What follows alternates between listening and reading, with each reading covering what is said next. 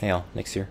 I was originally going to wait until they did the class respec for the new duelist tree to do this guide, but apparently they're not only going to do that for a certain number of people, and this build might not be included in it, and grumble. And I don't understand why they feel the need to change their policy this late into beta, but whatever, I don't really care. I'm just gonna show you this build and explain the reasoning for what I did and what I would change if you weren't going to do what I intended to do, and we'll just go from there, because I'm not about to spend a couple hundred regrets on getting this guy back on track, because I already have to do something like that for another character. But basically the idea is simple. You have ethereal knives. You run up to a pack, you curse them with projectile weakness, you throw knives at them, they die.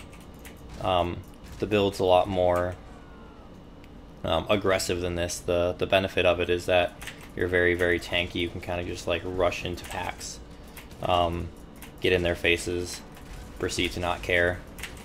You're very, very tanky, very strong. You have a lot of defensibility, so you can kind of just be all honey badger up in their face. Pretty cool. So that's why it's stronger than the other EK build, even though it kills a little bit slower. So yeah, it's the example. You're really gonna want projectile weakness, cast speed, spell damage on your wand. I'm obviously missing projectile weakness, and this isn't a great spell damage wand, but it's not really that crucial to the build. If you wanted, you could slap on a Magnate as well onto the build, because the 25% increased physical damage applies to your EK as well, which is very nice, but at the moment I can't, because I am no longer capped on fire resist if I do that for my current belt, but that's an option. It's a very good option for this build because you don't get a whole lot of spell damage from other sources. If I had projectile speed on my wand, I could consider dropping this. If I had enough resists on my items, I could consider dual wanding as well. The build is still very, very strong while having two wands. They just have to be good wands, and that frees up a slot in your, because you can run double projectile speed, you can drop faster projectiles and run added fire if you wanted. Otherwise, it's in ethereal knives, linked with faster projectiles, which increases the effective range. Quality on faster projectiles is very good as well. I have a link to a life leech and link to a blood magic. Now, if you noticed before, my entire mana bar was reserved with, maybe we should give a better example of this, but my entire mana bar was reserved from my spells, and I was using my life for mana. As you can see, my life bar is going down over here. Can't really point to it and cast EK at the same time, but you see my life is going down for everything I do. That's because every single thing I have is linked to a blood magic gem. And the idea is I can run two 40% and a 30% in order to achieve this. And you can also fit another 40% in there if you get two of the reduced reservation nodes in the skill tree. But I didn't do that. It's something to consider, though, if you want to run determination, because it is very, very good to run determination. You just have to link all four of them to a reduced mana gem. But yeah, so you can also run Grace reserved into your life. That is also a very, very good aura. Slap it onto a blood magic slot somewhere. Reserve Grace. Grace is very, very good. It doesn't reserve a lot of life, so certainly an option. But that's it for auras. The important ones are Hatred, Haste, and Purity. You can fit Determination in if you modify your build, and you can fit Grace in if you blood magic it to your life. Very nice. I explained what I got through my what I linked through my EK. Otherwise, these are just auras linked to a reduced mana, of course. My bear traps, I have two bear traps linked to a blood magic and an added fire.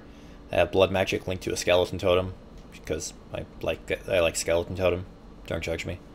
And my wand, I'm running lightning warp. I have just enough mana to run lightning warp without blood magicking it. So, you know, why not? It's a pretty cool ability. I like it. So, that's the gist of the build. That's how I run it. Let's talk about the skill tree. Now, there are two ways that you can get into this portion of the skill tree right here. The first way is to go through the dexterity side, and this way gives a little bit more life and a little bit more versatility, but it costs you a lot of points unless you have an Astramantis. I planned to have one for this build, but the moment that I decided to try and pick one up, the price almost doubled for some reason. They were going for 3 exalts and they shot up to like 6. I don't know why, but I wasn't really willing to pay 6 because I don't think it's worth 6. I think it's worth 3. So I wasn't really willing to buy it at that price. So I'm kind of hoping for the free respec, and what the free respec does is, or what the respec would do would be, it would knock out this entire side of dexterity nodes and instead hit up this portion of the tree going up through the int section. And what that does is it saves you about 2 points, and it gives you enough int to not take these and not take this. Or you could take this too. I think you might actually have to still take this. But so it gives you about 4 points total extra to spend, which is very, very nice because it means I can get this health wheel, which just makes the build tankier because heaven knows it needs it. But there are these 2 mana reservation nodes that I was talking about, which are really, really good if you want to run determination on top of this. You might consider getting them because they're right here. Otherwise, the idea of the build is I want these crit nodes, these really good shadow crit nodes.